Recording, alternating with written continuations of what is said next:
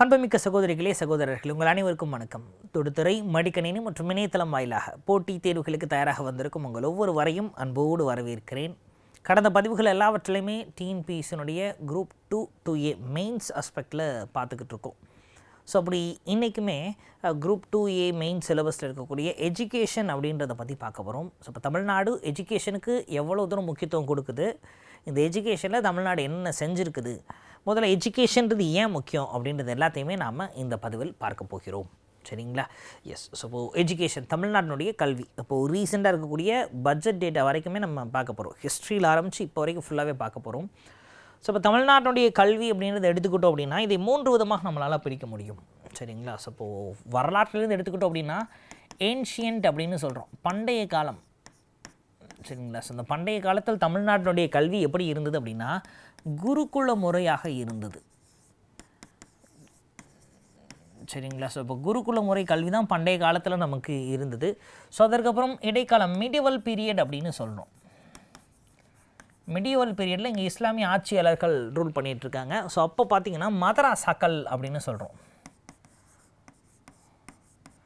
மதராசா அப்படின்னு சொல்கிறோம். அந்த மதராசா அப்படின்றது என்னென்னா இஸ்லாமிய சட்டத்திட்டங்களை பற்றி சொல்லிக் கொடுக்கக்கூடிய பள்ளிகள், அதாவது தொழுகை பள்ளி அப்படின்னு கூட சொல்கிறாங்க. அப்போ இடைக்காலத்தில் அதுதான் ஆதிக்கம் செலுத்திக்கிட்டு இருக்குது. அப்போது இறுதியாக மாடர்ன் பீரியட், நவீன காலம் அப்படின்னு எடுத்துக்கிறோம். இந்த நவீன காலம் பொறுத்த வரைக்கும் தமிழ்நாட்டில் கல்வி அப்படின்றத முதல்ல கொண்டு வந்து சேர்த்தது யார் அப்படின்னா மிஷனரிகள் தான் கொடுக்குறாங்க சார். சரிங்களா? ஸோ கிறிஸ்தவ மிஷனரிகள் தான் கொடுக்குறாங்க. சரி. ஸோ அதற்கப்புறம் இங்கே தமிழ்நாட்டில் கல்வி அப்படின்றது யாரால் தமிழ்நாடு முழுமைக்கும் கொண்டு போய் சேர்க்கப்படுகிறது அப்படின்னா தாமஸ் மன்றோ அப்படின்றவரால். இந்த தாமஸ் மன்றோ தான் மெட்ராஸினுடைய கவர்னராக இருக்கிறாரு. ஸோ அப்படி கவர்னராக இருக்கக்கூடிய தாமஸ் மன்றோ அப்படின்றவர் ஒட்டுமொத்த தமிழ்நாட்டிற்குமே, அதாவது மெட்ராஸ் மாகாணத்துக்குமே நவீன கல்வியை கொண்டு போய் சேர்க்கணும் அப்படின்னு முடிவு பண்ணுறார். ஸோ இப்போ இவர் முடிவு பண்ணுறது எப்போனா 1820களிலேயே முடிவு பண்ணிடுறார். கரெக்டாக சொன்னால் 23 அப்படின்னு சொல்கிறாங்க. பட்டு ஆங்கிலேய அரசு முடிவு பண்ணி மெக்கோலே கமிட்டி போட்டதெல்லாம் எப்போன்னா 1835. அப்போ மெக்கோலே கமிட்டி வரதுக்கு முன்னாடியே இந்த தாமஸ் மன்றோ நமக்கு நவீன கல்வி அப்படின்றத அறிமுகப்படுத்திட்டார். சரிங்களா? ரைட்டு. ஸோ இதற்கப்புறம் என்ன சார் ஆகுது அப்படின்னா காமராஜர், இவரை நம்ம முக்கியத்துவம் வாய்ந்தவராக சொல்கிறோம். இந்த காமராஜர் அவர்கள் பீரியட்லேயும் தமிழ்நாட்டில் GER அப்படின்னு சொல்கிறோம், கிராஸ் என்ரோல்மெண்ட் ரேட். இந்த GER அப்படின்றது காமராஜர் பீரியட்லேயும் அதிகமாகுது. அதுக்கு காரணம் என்ன அப்படின்னா காமராஜர் அவர்கள் கொண்டு வந்த ஒரு திட்டம் தான் மதிய உணவு திட்டம். ஒரு வேளையாவது என் புள்ள சுடுசோறு சாப்பிடட்டும் அப்படின்னு சொல்லி அந்த ஒரு வேளை சத்துணவிற்காகவாவது நிறையா பெற்றோர் தங்கள் குழந்தைகளை பள்ளிகள் வந்து சேர்க்க ஆரம்பிக்கிறாங்க. குறிப்பாக இந்த காமராஜர் அவர்கள் பீரியடில் தான் என்ரோல்மெண்ட் ரேட் இன்க்ரீஸ் ஆகுது, லிட்ரஸி ரேட் கூட ஆரம்பிக்குது. சரிங்களா? அப்போது ஒட்டுமொத்த 2000 வருஷம் வரலாறு ஒரு 2 நிமிஷத்தில் ரீகேப் மாதிரியே நம்ம பார்த்துட்டோம் இல்லைங்களா? எஸ். ஸோ பண்டைய கால இந்தியாவில் குருகுலம் அப்படின்றது மூலமாக இருந்தது, இடைக்கால இந்தியாவில் மதராசாக்கள் மூலமாக இருந்தது, நவீன காலத்தில் தான் நமக்கு நவீன கல்வி அப்படின்றது வருது. அப்போது இதுக்கு முன்னாடி இருந்த இந்த 2 கல்விகளுமே எதோடு தொடர்புடையது அப்படின்னா இது ரெண்டுமே ஃபிலாசபியோடு தொடர்புடையது, தத்துவ கோட்பாடுகளை தான் சொல்லிக் கொடுக்குறாங்க. அப்போ குருகுலம் அப்படின்றது என்ன பண்ணுறாங்கன்னா அவங்க இந்து மதத்தினுடைய ஃபிலாசபிக்கல் கண்டென்ட்டை சொல்கிறாங்க. மதராசக்கள் அப்படின்றது இஸ்லாமிய மதத்தினுடைய தத்துவ கோட்பாடுகளை பற்றி சொல்லிக் கொடுக்குது. அப்போ அறிவியல் கணிதம் அப்படின்னு சொல்லி இந்த நவீன கல்வியை நமக்கு நவீன காலத்தில் தான் நம்ம படிக்க ஆரம்பிச்சிருக்கோம். அப்போது ஏன் கல்வி நமக்கு முக்கியம், கல்வின்றாங்களே அந்த கல்வி என்ன செய்யுது அப்படின்றத நம்ம பார்க்க போகிறோம். இப்போ எடுத்துக்காட்டாக வறுமையில் ஒருத்தன் வாழ்கிறா சார், பாவர்ட்டி, வறுமையில் ஒருத்தன் இருக்கான் அப்படின்னா அவன் கல்வி அப்படின்றத கற்றுக்கணும். சரிங்களா? ஸோ அப்போது இங்கே லோ எஜுகேஷன் இல்லைன்னா எஜுகேஷனே கிடையாது அப்படின்னு வச்சுக்கலாம். ஏன்னா காசு கொடுத்து தான் படிக்கணும் அப்படின்னா அவனுக்கு வந்து வறுமையில் இருக்கவனுக்கு கல்வி கிடைக்காது. அப்போ பாருங்கள், லோ எஜுகேஷன் இல்லை நோ எஜுகேஷன் கூட வச்சுக்கலாம், கல்வியே இல்லை. அப்போ படிக்கலை அப்படின்னா யோசிச்சு பாருங்கள், அவனுக்கு நாலேஜும் ரொம்ப கொஞ்சமாக தான் இருக்கும் இல்லையா? படித்தா தானே நாலேஜ் வளரும். அவங்க கல்வியை பெருசாக படிக்கலை, அப்போது ரொம்ப லோ நாலேஜ். ஸோ அவனுக்கு வேலை வாய்ப்பு இருக்குது அப்படின்னா லோ எம்ப்ளாய்மெண்ட், குறைந்தபட்ச ஸ்கில்டு லேபராக தான் அவன் போக முடியும். அப்போது கிட்டத்தட்ட வேலை வாய்ப்பில் அவன் ரொம்ப கம்மியாக இருப்பான். அப்போ வேலை வாய்ப்பில் கம்மியாக இருக்கிறப்ப அவனுக்கு சேலரி எப்படி இருக்கும், லோ சேலரி. கம்மியானதான் காசு கிடைக்கும். லோ சேல்ரி அப்படின்னா சேவிங்ஸ் எப்படி இருக்கும்? லோ சேவிங்ஸாக இருக்கும். அப்போ லோ சேவிங்ஸ்னால் அவனுக்கு அடுத்த தலைமுறை எப்படி இருக்கும்? திரும்ப வறுமையில் தான் கொண்டு போய் விடும். அப்போ யோசிச்சு பாருங்கள். இதைத்தான் நம்ம என்ன சொல்கிறோன்னா பாவர்ட்டி அப்படின்ற விஸ்கஸ் சர்க்கிள், அதாவது வறுமையினுடைய மீளாவட்டம். ஒருத்தன் வறுமையில் பிறந்துட்டான் அப்படின்னா அவன் திரும்ப வறுமைக்கே கொண்டு போய் இருக்கிற மாதிரி தான் இருக்குது. ஸோ இப்போது இந்த மீளாவட்டம் செயின் மாதிரி போதும் இல்லையா? இந்த செயினை உடைக்கிறதுக்கு எது சரியாக இருக்கும் அப்படின்னா இந்த பாவர்ட்டிலேருந்து வரான்ல லோ எஜுகேஷன் அப்படின்னு, இந்த செயினை நம்ம உடைக்கணும். அப்போ யோசிச்சு பாருங்கள். கல்வி எல்லாருக்கும் இலவசம். இப்போ தமிழ்நாடு அரசு எடுத்துக்கிட்டோம் அப்படின்னா 12ஆம் வகுப்பு வரைக்கும் இலவச கல்வி கொடுக்குறாங்க. அதுக்கப்புறமும் கூட அரசு கல்லூரிகளில் இப்போ 12th நல்லா ஸ்கோர் எடுத்துட்டிங்க, கட் ஆஃப் நல்லா வச்சுட்டிங்க அப்படின்னா அரசு கல்லூரிகளில் மிதமான சொற்ப காசுகளையும் நம்மளால் படிக்க முடியும். நல்லா படிச்சுட்டா sir, topper, gold medalist, education கிடச்சிருச்சா? அப்போ எஜுகேஷன் கிடச்சிச்சுன்னா நாலேஜ் கிடச்சிருமா? நாலேஜ் கிடச்சிச்சுன்னா லோ எம்ப்ளாய்மெண்ட் கிடைக்காது, நல்ல எம்ப்ளாய்மெண்ட்டே கிடச்சிடும். நல்லா சம்பாதிக்க ஆரம்பிச்சிடுவோம். நல்லா சம்பாதிக்க ஆரம்பிச்சிட்டோன்னா ஹை சேலரி கிடைக்கும். நல்ல சேலரி கிடைச்சதுன்னா அதிகமாக சேவ் பண்ண முடியும். ஸோ அவனுக்கு அடுத்த தலைமுறை மீண்டும் அந்த பாவத்தில் விழாது. சரிங்களா? ஸோ இப்போ வறுமை அப்படின்றதில் விழாமல் அடுத்த தலைமுறை இருக்கணும்னா, இப்போ நாம் வறுமையில் பிறந்துட்டோம், ஆனால் நமக்கு அடுத்த தலைமுறை வறுமையில் இருக்கக்கூடாதுன்னா கல்வி முக்கியம்.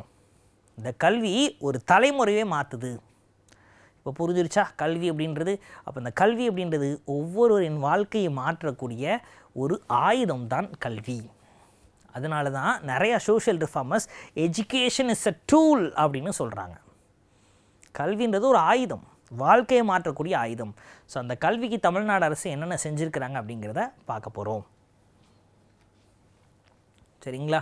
ரைட்டுங்க. So first student welfare schemes சிலபஸில் அப்படியே கொடுத்துருக்குறாங்க. அப்போ student welfare schemes primary and secondary ஸ்டூடெண்ட்ஸ்க்கு என்னென்ன செஞ்சுருக்கிறாங்க அப்படிங்கிறத நம்ம பார்க்குறோம். ஸோ முதல்ல எடுத்தோன்னே சீஃப் மினிஸ்டர்ஸ் பிரேக்ஃபாஸ்ட் ஸ்கீம். அப்போது சீஃப் மினிஸ்டரோட பிரேக்ஃபாஸ்ட் ஸ்கீம் எப்போ இன்ட்ரடியூஸ் பண்ணுறாங்க அப்படின்னா செப்டம்பர் 15ஆம் தேதி 2022 உருவாக்குறாங்க. சரிங்களா? அப்போ இந்த பிரேக்ஃபாஸ்ட் ஸ்கீம் இதுக்கு முன்னாடியே இருந்ததா அப்படின்னா கிடையாது. சரிங்களா? ஆனால் மதிய உணவு திட்டம் இருந்ததா? அது இருந்தது. அது ஒரு ஹிஸ்ட்ரியாகவே நம்ம சொல்லலாம். இங்கே பாருங்கள், 1921லேயே முதல்ல மதிய உணவு திட்டம் அப்படின்றத கொண்டு வராங்க. சரிங்களா? ஸோ அப்போ கொண்டு வந்தவர் யார் அப்படின்னா பிட்டி தியாகராயர் அப்படிங்கிறவர். ஜஸ்டிஸ் பார்ட்டி பீரியட்லேயே கொண்டு வந்துட்டாங்க சார். இதை கொண்டு வந்தது யார் அப்படின்னா ஜஸ்டிஸ் பார்ட்டி. அப்போ ஜஸ்டிஸ் பார்ட்டி கொண்டு வந்துடுறாங்க. சரிங்களா? ஸோ பிட்டி தியாகராயர் 1921 நூன் மீல் ஸ்கீம் கொண்டு வராரு. ஆனால் அது சென்னையில் மட்டும்தான் 1000 விலகு பகுதியில் கொண்டு வந்தார், தமிழ்நாடு ஃபுல்லாக கொண்டு வரல. ஸோ இதற்கப்புறம் 1956 சரிங்களா, ஸோ கர்ம வீரர் காமராஜர் இன்ட்ரடியூஸ் பண்ணுறாரு சார். சரிங்களா? ஸோ இப்போ காமராஜர் இந்திய தேசிய காங்கிரஸ் கட்சியை சார்ந்தவர். ஸோ அவர் இன்ட்ரடியூஸ் பண்ணுறார். சரிங்களா? ஸோ இதுதான் ஆல் ஓவர் தமிழ்நாடு முழுமைக்குமாக கொண்டு வராரு. அப்போது இதுக்கு தான் அவங்க என்ன சொல்கிறாங்கன்னா மிட் டே மீல் ஸ்கீம் அப்படின்னு சொல்கிறோம். ஆனால் இவங்க கொண்டு வந்ததை நூன் மீல் ஸ்கீம் அப்படின்னு சொல்கிறாங்க. என்எம்எஸ், இது எம்டிஎம்எஸ், மிட் டே மீல் ஸ்கீம். சரிங்களா? ஸோ இதுக்கப்புறம் 1982 எம்ஜிஆர் அப்படிங்கிறவர். சரிங்களா? எம்ஜிஆர் இவர் என்ன பண்ணுறார் அப்படின்னா இதை நியூட்ரிஷியஸ் நூன் மீல் ஸ்கீம் அப்படின்னு சொல்கிறாங்க. அதாவது சத்துணவு திட்டம். சரிங்களா? சத்துணவு திட்டம் அப்படின்னு கொண்டு வராங்க. ஸோ இதெல்லாமே மதிய உணவு திட்டங்கள். ஆனால் காலை உணவு அப்படின்றத கொண்டு வரவே இல்லை யாருமே. கிட்டத்தட்ட 1982க்கு அப்புறமே காலை உணவை பற்றி யாருமே யோசிக்கலை. அப்படி இருக்கப்போ தான் தமிழ்நாடு அரசு என்ன பண்ணியிருக்கு அப்படின்னா இந்த காலை உணவு திட்டம் அப்படின்றத கொண்டு வராங்க. சரிங்களா? செப்டம்பர் 15, 2022 தமிழ்நாட்டில் இருக்கக்கூடிய 5ஆம் வகுப்பு வரை படிக்கக்கூடிய மாணவர்கள் எல்லாத்துக்குமே காலை உணவு திட்டம் அப்படின்றத அறிமுகப்படுத்துகிறாங்க. அடுத்ததாக புதுமை பெண் திட்டம் அப்படின்னு சொல்கிறோம். இந்த புதுமை பெண் திட்டம் மார்ச் 18ஆம் தேதி இன்ட்ரடியூஸ் பண்ணுறாங்க சார், 2022. சரிங்களா? ஒரு சில நேரங்களில் ஒரு முக்கியமான ஸ்கீம்ஸ்லாம் எந்த தேதியில் அறிமுகப்படுத்தப்பட்டது அப்படின்னு கூட கேட்பாங்க, இல்லை ஸ்டேட்மெண்ட் கொடுக்குறப்ப கூட கேட்கலாம். ஸோ டேட்டை ஞாபகம் வச்சுக்கணும். சரிங்களா? ரைட்டுங்க. ஸோ இப்போ இந்த புதுமை பெண் திட்டம் அப்படின்றது என்ன சார்? கேர்ள்ஸ் ஸ்டூடெண்ட்ஸுக்கு சரிங்களா. ஸோ மாதந்தோறும் 1000 ரூபாய் அப்படின்றத கொடுக்குறாங்க. இந்த கேர்ள்ஸ் கவர்மெண்ட் ஸ்கூலில் குறிப்பாக தமிழ் மீடியம் ஸ்கூலில் படிச்சிருக்கணும். அப்படி தமிழ் மீடியம் ஸ்கூலில் படிச்சிருந்து அவங்க ஹையர் எஜுகேஷன் படித்தாங்க, உயர்கல்வி படித்தாங்க அப்படின்னா அவங்களுக்கு இந்த திட்டம் பொருந்தும். அப்போ மாதம் 1000 ரூபாய் புதுமை பெண் திட்டம் அப்படின்றது இருக்குது. அடுத்ததாக தமிழ் புதல்வன் திட்டம். இது என்ன ஆகுது சார் அப்படின்னா, இந்த புதுமை பெண் திட்டம்ன்றது மாணவிகளுக்கு கொடுக்குறாங்க, ஆனால் மாணவர்களுக்கு கொடுக்க முடியலையே. அப்போ மாணவர்கள் கேட்பாங்கல்ல, அப்போ மாணவர்களுக்காக தான் இந்த தமிழ் புதல்வன் திட்டம் அப்படின்றத கொண்டு வராங்க. இது எப்போ கொண்டு வராங்கன்னா ஆகஸ்ட் 9 2024 இந்த தமிழ் புதல்வன் திட்டம் கொண்டு வராங்க. ஸோ இப்போ இது அரசாங்கம் இல்லை அரசு உதவி பெறும் பள்ளிகளில் இருக்கக்கூடிய மாணவர்களுக்கு மாதந்தோறும் 1000 ரூபாய் வழங்குகிறது. சரிங்களா, ரைட்டுங்க. ஸோ அடுத்ததாக ஃப்ரீ பைசைக்கிள் அண்ட் லேப்டாப்ஸ். இது ரொம்ப காலமாகவே நம்ம கொடுத்துக்கிட்டு இருக்கக்கூடிய ஒரு ஸ்கீம் தான். சரிங்களா, இலவச மிதிவண்டிகள் மற்றும் இலவச மடிக்கணினிகள் கொடுக்கக்கூடிய திட்டம். குறிப்பாக 2 நாளைக்கு முன்னாடி கூட இந்த லேப்டாப்ஸ்லாம் கொடுக்கக்கூடிய கல்வியில் சிறந்த தமிழ்நாடு அப்படின்னு ஃபங்க்ஷன் வச்சு கொடுத்துருந்தாங்க. சரி, ஸோ இது எல்லாமே நமக்கு கண்டிப்பாக தெரிஞ்சிருக்க வேண்டிய முக்கியமான ஸ்கீம்ஸ். இதெல்லாம் ஸ்டூடெண்ட் வெல்ஃபேருக்காக அரசு செய்த முக்கியமான ஸ்கீம்ஸ். அடுத்ததாக பேராசிரியர் அன்பழகன் ஸ்கூல் டெவலப்மெண்ட் ஸ்கீம் அப்படின்றத கொண்டு வந்திருக்கிறாங்க. கிட்டத்தட்ட 1000 கோடி பட்ஜெட்டில். சரிங்களா, ஸோ என்ன பண்ணுறாங்க அப்படின்னா additional classrooms, lab, toilet facilities இதெல்லாமே அரசு பள்ளிகளை தரம் உயர்த்துவதற்காக பேராசிரியர் அன்பழகன் பள்ளி மேம்பாட்டு திட்டம் அப்படின்றத கொண்டு வந்திருக்கிறாங்க. 1000 crores அலாட் பண்ணியிருக்காங்க. எஜுகேஷனுக்கு எவ்வளோ ஸ்பெண்ட் பண்ணுறாங்க பாருங்கள். ஏன் அப்படின்னா எஜுகேஷன் இஸ் எ டூல். சரிங்களா, ரைட். அடுத்தது hi-tech labs and smart classrooms. அப்போது பொதுவாகவே கவர்மெண்ட் ஸ்கூல்னால் கிளாஸ் ரூம்னால் டிஜிட்டலாக இருக்காது, அப்டேட்டே ஆகிருக்க மாட்டாங்க, ரொம்ப வீக்காக இருக்கும், இன்ஃப்ராஸ்ட்ரக்சர் நல்லா இருக்காது. இதை தான் சொல்கிறோம். நல்லா யோசிச்சு பாருங்கள். கவர்மெண்ட் ஸ்கூல் டீச்சர்ஸ் இருக்காங்க இல்லையா, இந்த டீச்சர்ஸ் எடுக்கிறதுக்கு டிஆர்பின்னு ஒரு போர்டு இருக்குது, டீச்சர்ஸ் ரெக்யர்மெண்ட் போர்டு. அந்த டிஆர்பி எக்ஸாமில் ஹை மார்க்கில் கிளியர் பண்ணவங்க மட்டும்தான் அரசு பள்ளிகளுக்கு வேலைக்கு போகிறாங்க இல்லையா. டிஆர்பி கிளியர் பண்ணவங்க மட்டும் தான் கவர்மெண்ட் ஸ்கூல் டீச்சர்ஸாக போகிறாங்க. டிஆர்பி கிளியர் பண்ண முடியாதவர்கள் ப்ரைவேட் ஸ்கூலில் வேலை பார்க்குறாங்க. சரி, ஸோ இப்போ இது ரெண்டையுமே டிஃப்ரென்ஸாக எடுத்து பார்த்தோம் அப்படின்னா ஜென்ரலாக யோசிப்போமே, private school teachers, government school teachers. அப்போ உண்மையிலேயே யார் நல்ல நாலேஜபிள் பர்சன் அப்படின்னா ப்ரைவேட் ஸ்கூல் டீச்சர்ஸோட கவர்மெண்ட் ஸ்கூல் டீச்சர்ஸ் நாலேஜபிள் தான் இல்லைங்களா. பட் இருந்தாலும் ப்ரைவேட் ஸ்கூல்லாம் ஸ்டாண்டர்டாக இருக்குது, நல்லா சொல்லித்தராங்க. ஏன் அரசு பள்ளிக்கூடங்கள் நல்லா சொல்லித்தர மாட்டேங்கிறாங்க அப்படின்ற ஒரு கேள்வி வருகிறது இல்லையா. அப்போது அரசாங்கம் ஆசிரியருக்கு நல்ல சேலரி கொடுக்குறாங்க, திறமையான ஆசிரியர்களை எடுக்கிறாங்க. ஆனால் ஏன் ஆசிரியர்கள் ஒழுங்காக சொல்லி தருவது கிடையாது அப்படின்னா அதுக்கு காரணம் மக்கள் தான். ஏன்னா சின்ன வயதில் இந்த ஸ்கூல் சில்ட்ரன் இருக்காங்க இல்லையா, அவங்களுக்கு டிசிப்ளின் ஒரு விஷயம் முக்கியமாக இருந்தது. ஆனால் இன்றைக்கி ஆசிரியரின் கரங்கள்லேருந்து கம்பை வாங்கியாச்சு. டீச்சர்ஸ் ஸ்டூடெண்ட்ஸை அடிக்கக்கூடாது அப்படின்றாங்க, இதனால் டீச்சர்ஸ் கண்டுக்கிறதே இல்லை. சரிங்களா, ரைட். ஸோ இங்கே பாருங்கள், நம்ம கவர்மெண்ட் ஸ்கூல் வேணான்னு சொல்கிறதுக்கு முக்கியமான காரணமே அங்கே இன்ஃப்ராஸ்ட்ரக்சர் இல்லை அப்படின்னு தான் சொல்கிறோம். ஆனால் அரசாங்கம் இன்ஃப்ராஸ்ட்ரக்சர் ஃபெசிலிட்டி டெவலப் பண்ணுறதுக்குனே இந்த ஸ்கீமை இன்ட்ரடியூஸ் பண்ணியிருக்கிறாங்க. சரிங்களா, ஸோ அடுத்ததாக 7.5 ரிசர்வேஷன். சரிங்களா, எஸ், இந்த 7.5 ரிசர்வேஷன் அப்படின்றது என்ன சார் பண்ணுறாங்க அப்படின்னா, ஸோ இந்த tuition fees and hostel fees இருக்கும் இல்லையா, கவர்மெண்ட் காலேஜஸ் அப்படின்ற இந்த கவர்மெண்ட் காலேஜஸில் கவர்மெண்ட் ஸ்கூல்லேருந்து படிக்கக்கூடிய ஸ்டூடெண்ட்ஸ் இருக்காங்கல்ல, அதாவது அரசு பள்ளியில் படிச்சுட்டு உயர்கல்வி நிறுவனங்களுக்கு போகிறாங்கல்ல, அவங்களுக்கு ஃபுல் கன்செஷன் கொடுக்கறது தான் இந்த 7.5% ரிசர்வேஷன். குறிப்பாக இந்த 7.5 ரிசர்வேஷன் அப்படின்றது நீட் எக்ஸாமுக்கும் பொருந்தும். அப்போது நீட் படித்து மெடிக்கல் காலேஜஸ் இருக்குது இல்லையா, எம்பிபிஎஸ் படிக்கிற மாணவர்களுக்கும் இந்த 7.5 ரிசர்வேஷன் பொருந்தும். சரிங்களா, அந்த 7.5 வேறு.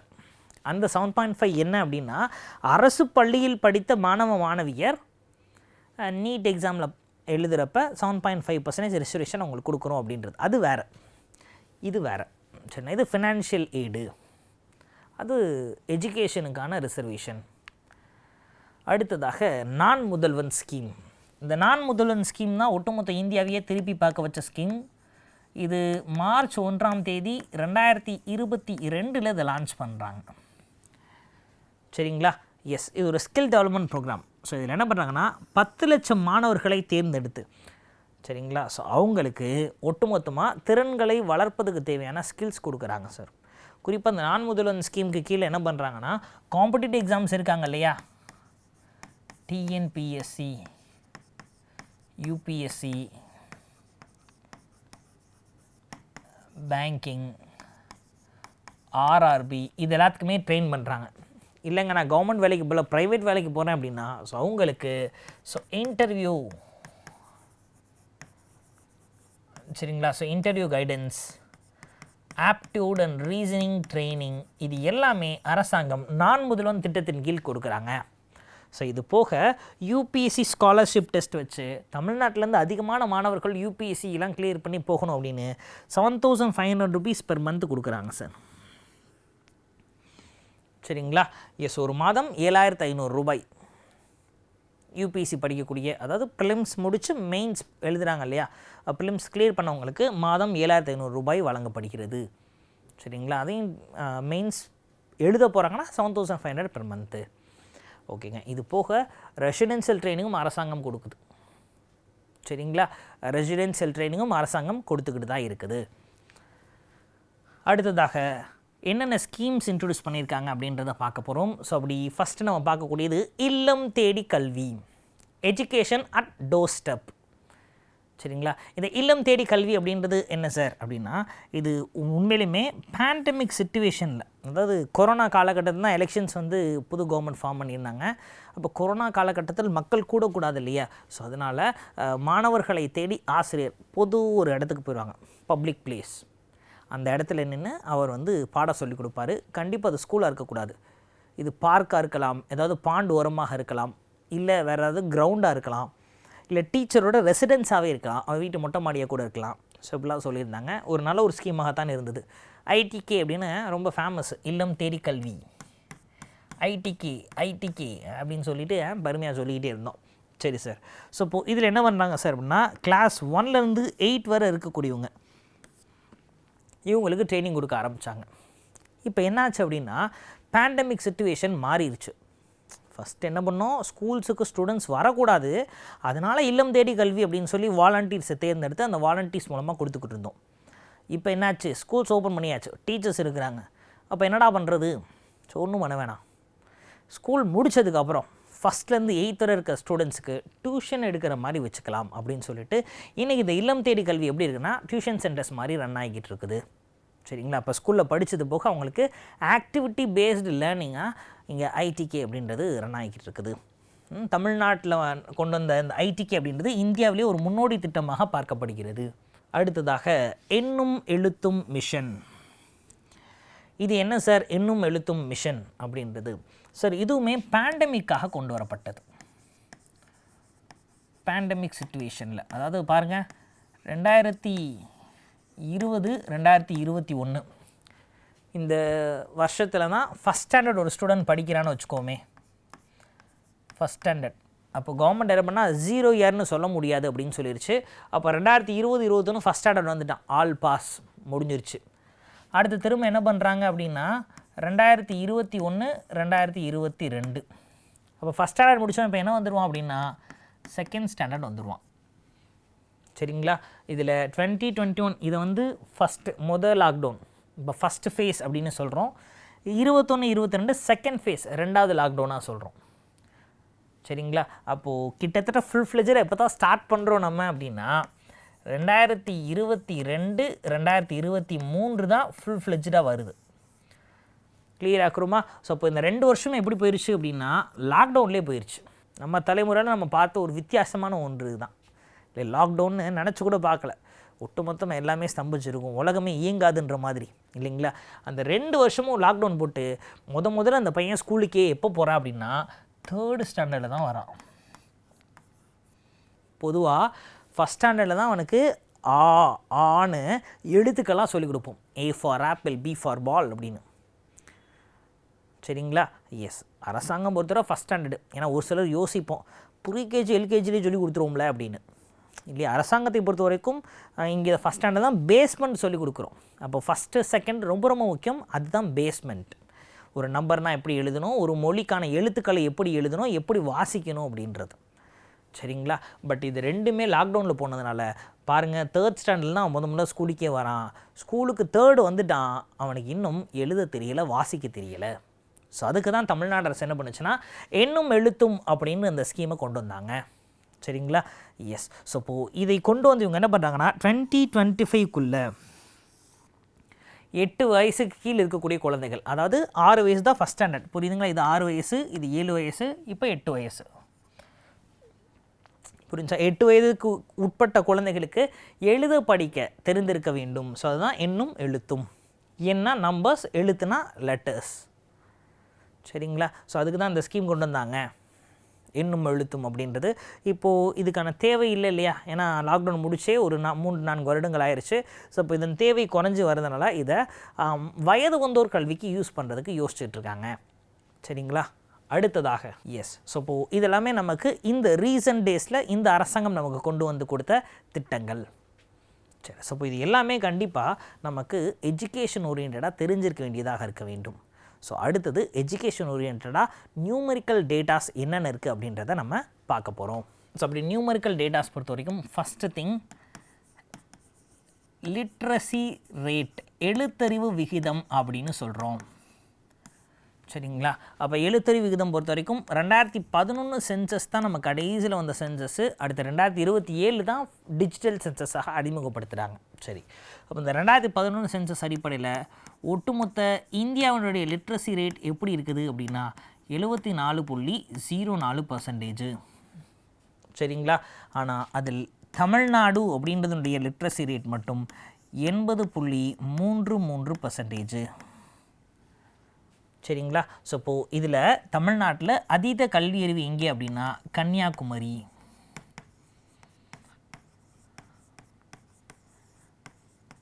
சரிங்களா? ஸோ கன்னியாகுமரி தான் ஃபஸ்ட் பிளேஸில் இருக்குது. ஸோ இப்போ குறைந்த கல்வி அப்படின்றது எங்கே அப்படின்னா தர்மபுரி.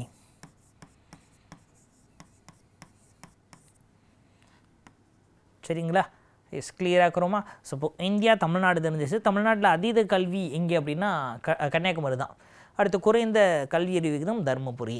சரி. ஸோ அடுத்ததாக கிராஸ் என்ரோல்மெண்ட் ரேட் அப்படின்னு சொல்கிறோம், மாணவர் சேர்க்கை விகிதம். சரிங்களா? இந்த மாணவர் சேர்க்கை விகிதத்தில் ஃபஸ்ட்டு எடுத்தோன்னே ப்ரைமரி ஸ்கூல்ஸ் அப்படின்னு சொல்கிறோம். ப்ரைமரி அப்போது ஃபஸ்ட் ஸ்டாண்டர்ட்லேருந்து 5th வரை இருக்கக்கூடியதான் ப்ரைமரி. சரிங்களா? இந்த ப்ரைமரியில் தமிழ்நாட்டுக்கு எப்படி சார் இருக்குது அப்படின்னா 118% இருக்குது. சரிங்களா? ரைட்டுங்க. ஸோ அதுக்கப்புறம் மிடில் ஸ்கூல்ஸ் அப்படின்னு சொல்கிறோம். மிடில் இது எப்படின்னா 6th அதாவது அப்பர் ப்ரைமரி அப்படின்னு சொல்கிறாங்க. 8th வரை இருக்கக்கூடியது இது 112% இருக்கிறது. சரிங்களா? ஸோ இதுக்கப்புறம் செகண்டரி ஸ்கூல் அப்படின்னு சொல்கிறோம். செகண்டரி 9th மற்றும் 10th. சரிங்களா? ஸோ இப்போ 9th 10th. ஸோ இதில் எடுத்துக்கிட்டோம் அப்படின்னா இது 92% இருக்கிறது. சரிங்களா? செகண்டரி அப்படின்றது. ஸோ அடுத்ததாக ஹையர் செகண்டரி அப்படின்னு சொல்கிறோம். ஹையர் செகண்டரி அதாவது 11th ஸ்டாண்டர்ட் மற்றும் 12th ஸ்டாண்டர்ட், 11th 12th. சரிங்களா? இந்த 11th 12th 62% இருக்கிறது. ஸோ இப்போ இதுதான் தமிழ்நாட்டினுடைய சேர்க்கை விகிதம் ஸ்கூல்ஸில். சரிங்களா? ரைட். ஸோ இப்போ இங்கே ஒரு சிலருக்கு ஒரு டவுட் வரலாம். என்ன டவுட் வரலாம் அப்படின்னா, இங்கே என்ன சார் 118 112ன்றீங்களே என்னது? அப்போ 118 112 எப்படி வரும் அப்படின்னா நல்லா பார்க்கணும். இங்கே ப்ரைமரினா 1ஆம் கிளாஸ்லேருந்து 5ஆம் கிளாஸ் வரைக்கும். அப்போது ஒரு சில வயது வந்தோர் எப்படி இருப்பாங்கன்னா, அவங்க சின்ன வயசில் படிச்சிருக்க மாட்டாங்க. அவங்க இப்போ தான் வேலைக்கெல்லாம் போகிற ஸ்டேஜில் இருப்பாங்க. அவங்க இப்போ ஃபஸ்ட் ஸ்டாண்டர்ட்லேருந்து 2nd ஸ்டாண்டர்ட் படிச்சுக்கிட்டு இருப்பாங்க. சமீபத்தில் கூட ஒரு 81 வயதான மூதாட்டி பஞ்சாப் மாநிலத்தில் 10th ஸ்டாண்டர்ட் பாஸ் பண்ணியிருந்தாங்க அப்படின்னு சொல்லி ஒரு நியூஸ் பார்த்தோம் இல்லையா? எஸ், அவங்க தான். அப்போ கிராஸ் என்ரோல்மெண்ட் ரேட்னா மாணவர் சேர்க்கை விகிதம். நல்லா ஞாபகம் வச்சுக்கோங்க. 1 to 5ன்னு 6 வயசுலேருந்து 11 வயசுக்கு இருக்க குழந்தை அவங்க கொடுக்கல. புரியுதுங்களா? அப்போ ப்ரைமரியில் 1லேருந்து 5 அப்படின்னா எந்த வயசாக இருந்தாலும் 1ஆம் கிளாஸ் தான் 5ஆம் கிளாஸ் படிக்கிற ஸ்டூடெண்ட்டுன்னு அர்த்தம். கிளியராக இருக்கிறோமா? ஸோ அதுதான் 118%. அப்போ நம்ம வீட்டுக்கு பக்கத்தில் இருக்க பாட்டி இப்போ தான் படிக்கிறாங்க, 5ஆம் கிளாஸ் படிக்கிறாங்க அப்படின்னா அந்த பாட்டிக்கு ஒரு 70 வயசு இல்லை 80 வயசாக இருக்கும். அவங்கள தூக்கிட்டு வந்து இதில் சேர்த்துருப்போம். புரியுதா ஏன் 118%? ஓகேங்க. ஸோ அப்படி ஒட்டு மொத்தமாக நமக்கு இதெல்லாம் தெரிஞ்சிருச்சு. இதில் இந்த ஹையர் செகண்டரி தான் நம்ம கொஞ்சம் குழப்பமாக இருக்க மாதிரி இருக்கும். ஏன்னா 62%. இது எல்லாமே புக்கு டேட்டா, ஸ்கூல் புக்கில் கொடுத்துருக்க டேட்டா. சரி. ஸோ இப்போ இந்த 62% ஏன் சார் அப்படின்னா 10th முடித்தோடனே இங்கே தமிழ்நாட்டில் என்ன பண்ணுறோம் அப்படின்னா ஐடிஐ அப்படின்னு போயிடுறோம். சரிங்களா? இல்லை பாலிடெக்னிக் படிக்கிற மாணவர்கள் இருக்கிறாங்க. 10th முடித்தோடனே polytechnic படிச்சிடுறாங்க. சரிங்களா? எஸ். ஸோ அப்போது இதனால தான் அந்த 62% இருக்குது. ஓகே சார், 62%ன்னு சொல்கிறீங்கல்ல? ஆமாம். அப்போ ஹையர் செகண்டரி முடிச்சதுக்கப்புறம் மேல் கல்வின்னு ஒரு விஷயம் இருக்குது இல்லைங்களா? Higher education.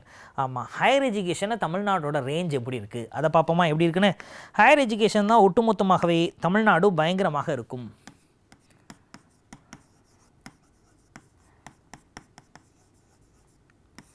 Higher education 48%. சரிங்களா? இது டேட்டா, பட் புக்கில் ஒரு சில இடங்களில் 49%ன்னு கொடுத்துருக்காங்க. Book data speaks. ஸோ அதனால் 49ன்னு எடுத்துக்கங்க. சரிங்களா? ரைட்டுங்க. அப்போ ஹையர் எஜுகேஷன் பொறுத்த வரைக்கும் 49% இது தமிழ்நாடு. பட் இந்தியாவினுடைய ஹையர் எஜுகேஷன் எடுத்துக்கிட்டோம் அப்படின்னா அது ஜஸ்ட் 25% தான் இந்தியாவோட ஆவரேஜ்.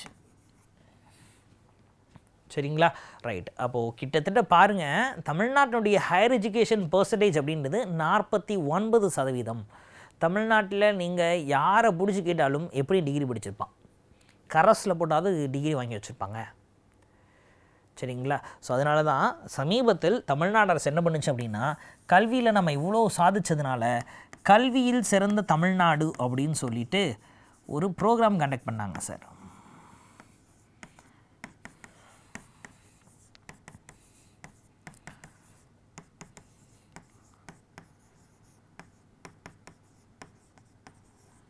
கல்வியில் சிறந்த தமிழ்நாடு அப்படின்னு சொல்லிட்டு. சரிங்களா? ஸோ 2025 சென்னையில் இதை கண்டக்ட் பண்ணுறாங்க.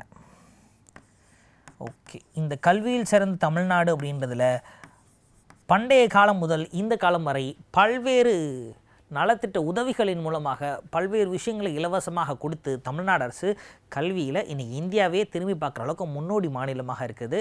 இது எல்லாமே நமக்கு டேட்டாஸ். இந்த டேட்டாஸ் எல்லாமே எக்ஸாம் பாயிண்ட் ஆஃப் வியூ நம்ம கண்டிப்பாக தெரிஞ்சிருக்கணும். மீண்டுமாக அதன் தொடர்ச்சி அடுத்த பதிவில் நாம் பார்க்கலாம். தொடர்ந்து இணைந்திருங்கள். நன்றி.